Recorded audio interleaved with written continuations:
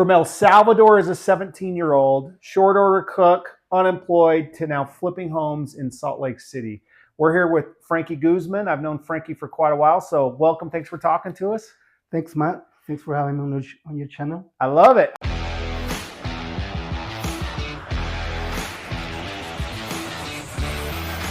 I love it. And I really like this story because I've gotten to know you, Frankie, over the last few years as you started your flipping journey. And we're going to kind of unwind this and explain more. But, you know, the short is you don't have another job other than you're in the real estate game right now, right? Like buying and fixing and flipping houses. That's correct. That I am doing this full time. I love what I do, doing fix and flips. So when you were 17 coming over to the United States from El Salvador, where you were born and raised, right? Yes. Did you come here as a 17-year-old going, you know what, I'm going to start flipping houses in America?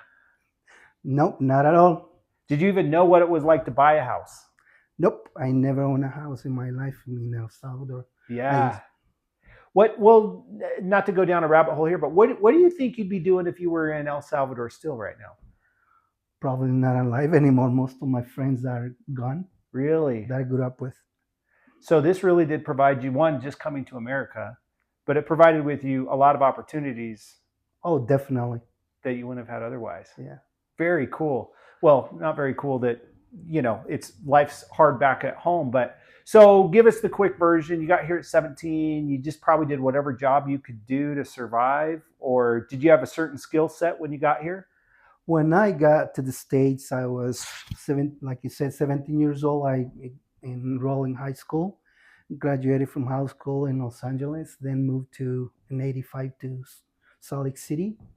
I started, working as a dishwasher at a restaurant. A local restaurant still exists. What is it? You don't need to say. I was this restaurant. Yeah. Okay, cool.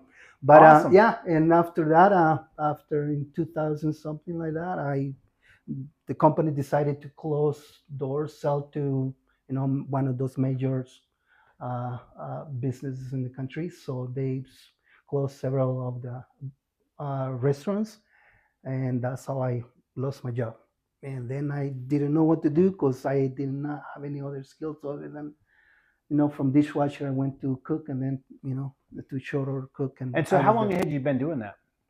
I did that for about 17 years. Wow, 17 years. Yeah, so you were just in the restaurant either as the background or then short order cook, and maybe it wasn't the best, but it was fairly stable up until that point. Oh, it was stable. I was able to, pay my bills, and during that time I was able to get into a house.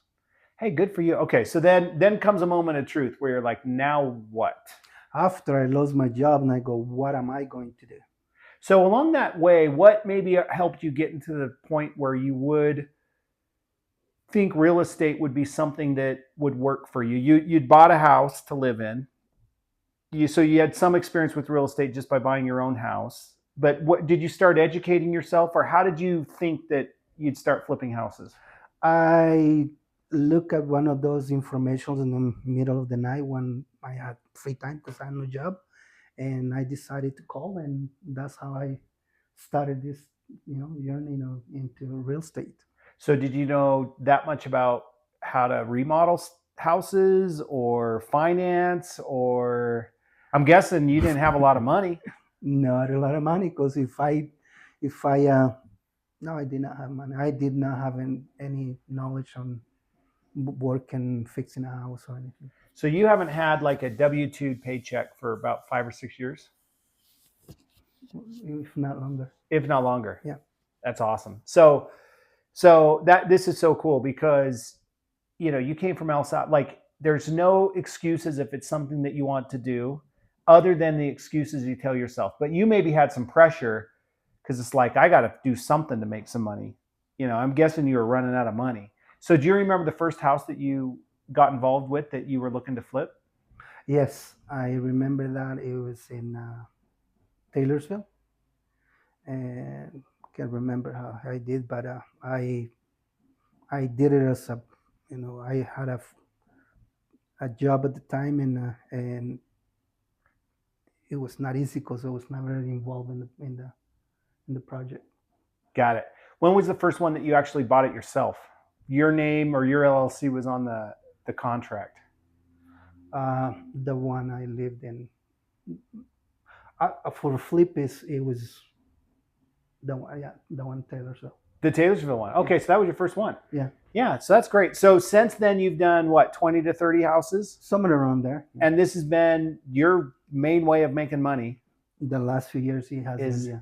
So as you think about it, what have been some of the challenges that maybe you didn't realize were going to be challenges, or even now that you're like, crap, I thought I'd figured this out. Why is this still so hard? It's never easy. It's always a learning experience. There is always something that you can learn, especially when you talk to somebody that has more experience as yourself, because you can always learn that little something out of there. There's always a nugget that you can learn from somebody. Well, you started with no money. How did you get enough money to buy? How have you been able to get money to buy the houses and rehab them? Because it takes money. Well, first of all, I partnered up with another member of the community because I joined a real estate community group, and then I met somebody named Matt Strong, and he's been financing most of all of my deals, and that's how I've been, lucky and fortunate to be, and thank you for trusting. Well, no, and you do a great job, but I really like what you said because, and everybody needs this when they're getting started, a community. Yes. So the community you went to was more of you bought into it, right? And they provided a lot of education. And without that, it would have been hard to find those partners. Definitely. And so for those of you out there, find a community. It doesn't have to always be a high dollar community. Your local RIAs, your local realtor group. But you do need, when you're starting, I think, you either need a mentor or you need a community. And both of those were one and the same for you, right? They were your mentor, your education, and kind of motivation, right? I mean, because you could see other people doing it and you're like, well, if they can do it, I can do it.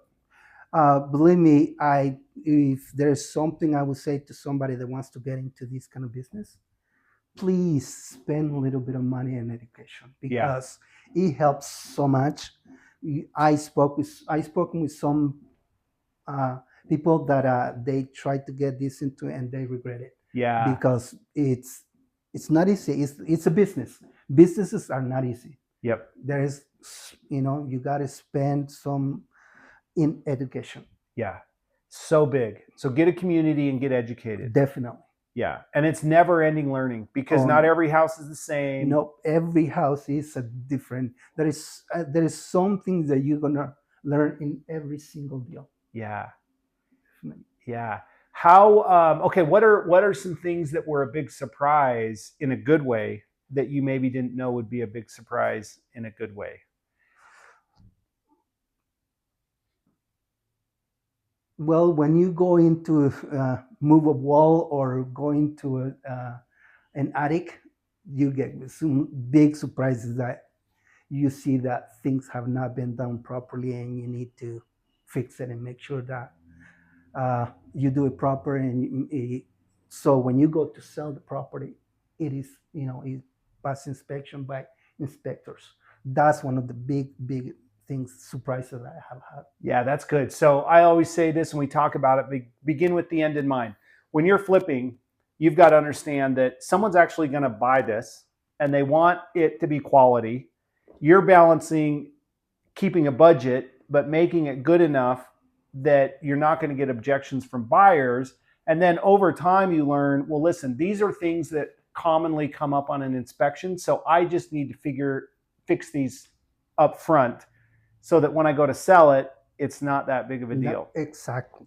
Yeah, that's exactly what I try to tell you, that there's surprises that you need to. If you know they need to be fixed, go ahead and spend the time and do it. Do it one time. Do it right. So by the end that you're gonna sell the property, you're not having that surprises. That well, they're not surprises because you already know that it's there and it needs to be fixed. So go ahead and take care of it.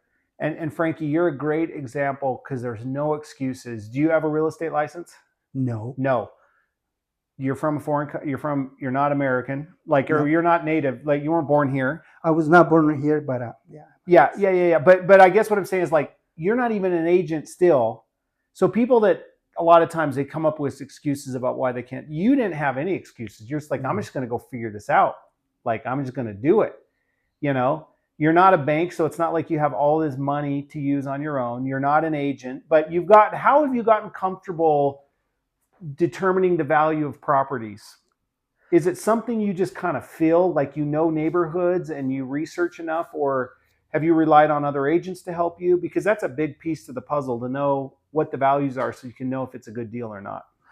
Well, right now, Matt, I feel kind of confident that pretty much since I haven't done very much outside Salt County, Yeah. I feel kind of comfortable with the marketing or the cities because each city is has its own, uh, prices and stuff like that. Like right Yeah. now, I just went to see a property in Big Cottonwood or Cottonwood, something like that. But I mean, the price is pretty big, and all you have to do is throw your numbers. If the numbers work, go ahead and get into it. Yeah. Contact a real estate agent like Maria or somebody. That if you're not feel comfortable, go ahead Yeah. and do it, and contact your money lender. You're there. That's why there's a community. If you part of that group, that community helps you. When you're first starting out. Yeah. And at the moment, I feel a little bit more comfortable. But if you're plan of getting into this kind of business, get that important thing that is education to begin with, and community, because those are two of the biggest things that you can start if you want to get into this business. I love it. And I love what you said about starting in a geographically small area that you can get to know really, really well. And we're filming this video in Rose Park. And Frankie, how many homes have you done in Rose Park? About 6. See, about 6. So this is exactly proof. Like, you get to know a neighborhood, and then when you see one go up for sale, you're like, bam, that one is probably going to be similar to the one I just did. It's a good street because I'm driving through here all the time. I'm pretty sure I can sell it for this. But more than anything, you do enough houses that are in similar age of homes and size, you have a lot better idea of what your remodel budget's going to be. Yes. Yeah. So what's your strategy with your rehab? How do you go about rehabbing your houses? Do you do a lot of the work yourself, or do you hire it out, or a little bit of both? Since this is my full-time job, I'm very involved in the project, although I'm not really that good at doing things, but I do make sure that most of or all the supplies, materials, and everything, it's right there for my guys that do the work, and I help. I help. But you're kind of helping. You hire them, you paint the vision, and then you're kind of the guy that will help them get what they need right on the spot, so they don't have to travel or go get it. They just need to show up and swing a hammer, or Definitely, that is what grab a paintbrush or whatever. You know what? I really don't, because if I try to help them do that, I create more work for them than I do help them. Yeah. Well, there's a very popular book going around these days called Who Not How. And if you haven't read it, you're practicing that whether you knew it or not. It's not how are you going to get it done. It's who's going to help you get it done. So you've been really good at doing that. Well, what's one of the funnest projects you've worked on? I know you live in a house now that you flipped, that you spent a ton of time and effort. And that house is really nice because my wife picked everything, that we did it the way she wanted it, so it turned out really, really nice, and I think we should do something in the house. Yeah. Do you think, looking back now, maybe at the time when you lost your job as a short order cook, did you feel like that was like devastating at the time?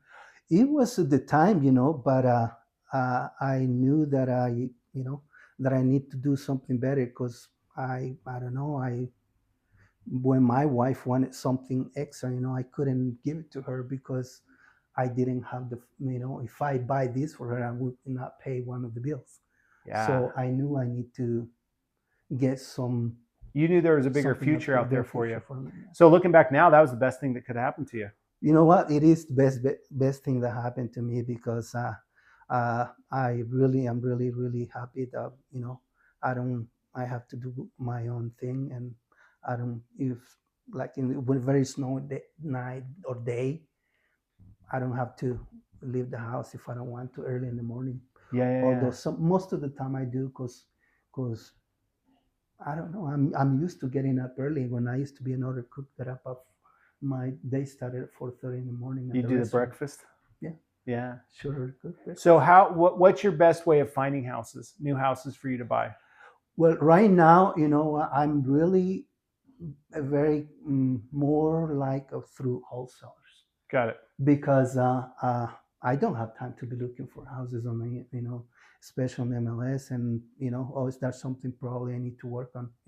Talk to one-on-one to sellers. That's something that I think I need to change my strategy a little bit. What do you think maybe would be your next strategy then? Going direct to sellers maybe, or? I want to try that, going direct to sellers, or I don't know, something creative financing or something like that. Something different, Yeah. So that's my. So where do you see yourself in 5 years? Do you think you're going to keep flipping houses? I mean, it's worked well enough that it's provided an income for you and a way of life as far as financially. I'll probably keep doing it, but my goal this year is just to start, holding some properties. Yeah, buying and holding rentals. Buying and hold rentals. I want to start out with, that's my goal for this year, at least to hold one. I think that's great. And what I like about you, Frankie, is I can just sense it in our talk, is like even when you left like El Salvador, you're looking for a better future. And then you're willing to put in the work to get educated, to think of like, okay, what's next? What's next? How can Frankie's life be better next year than it was this year? I think I need to educate myself in other strategies in order to accomplish what I want to get to. Well, this is great. As we wrap up, let's talk about this house. We're here in Rose Park. Do you mind sharing some of the numbers on this one? Yes. So what'd you buy this for? We bought this house for $345,000, I believe, something like that. Which the money I got it from. I got it through a wholesaler. Yes. Yeah. You found the deal through the wholesaler. I found the deal through the wholesaler. And I was lucky enough to work with Matt Strong. Well, but we ended up helping. Basically, you don't have that much money of your own money into this right now, right? Right now, I had to, for this house, I had to come up with $5,000 for the earnest money. The earnest money. Yeah. So, what did you spend all in all on this property? In this property, I know to rehab it, I spent about $65,000. See, that's great. Those were the numbers that I had. I was really what I had thought that I was going to put into this property. And we'll maybe try to get a reel of the before and after on this, Frankie, because you did a great job. This ended up being a 4-bedroom, 2-bath house. 4 bedrooms, 2 bath. It's about 5 minutes from downtown, 5 minutes from the airport. I love Rose Park. I lived here for a while. And people can kind of do the math on the numbers, but this will actually end up being a fairly okay one for you, don't you think? I believe so. What do you have it listed at? 519 or 520, something like that. 519. So doing the rough math, 340. You got interest, of course, that's going to add up, but you're 65. You're into this. There's going to be probably like at least a year and a half worth of a short order cook's salary just on one house. Just on one house, yes, thank God, yeah. That's awesome. Yeah. Well, I think that's a really good place to end, Frankie. I've really enjoyed getting to know you, and I think you're an inspiration for all the reasons we talked about. Don't give up on your dreams. Keep looking for a bigger future. Find a community, get a mentor, get educated, be resourceful, and then bottom line, put in the work, because you work your butt off to make this all happen. Definitely. This is what I done, and I think everybody that wants to get this new into this, wants to get into this business, they need to. What needs to be done. I love it. Well, thanks, Frankie. I look forward to seeing your next houses. And thank you very much, Matt. Okay, buddy. Thanks. Right on.